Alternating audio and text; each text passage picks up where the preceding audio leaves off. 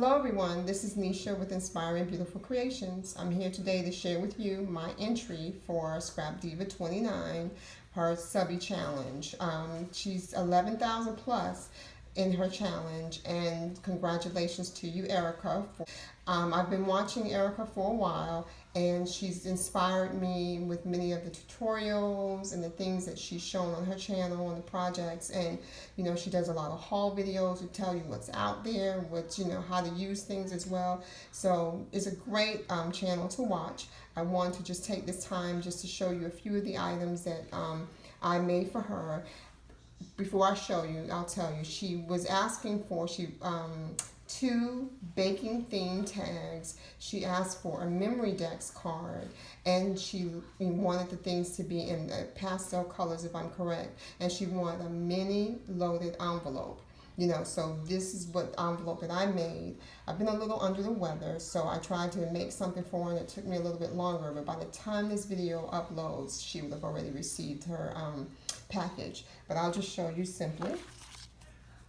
I just made these little tags because she wanted them to be baking themed, and she bakes sugar cookies. So I cut out some little discs that look like cookies to me, and then I just made 2 tags.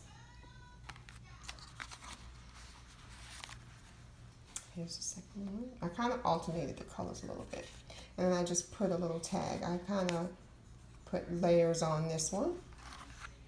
Okay, and this is what the inside of the envelope. I kept it kind of simple and basic, this just in case she wants to reuse this particular envelope, and she could put other things on here. So I'll show you up close. And I just put a little of the pearl essence on the flowers.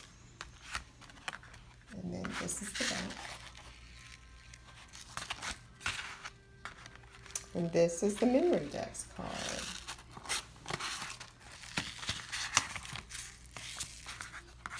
I made a shaker card, actually.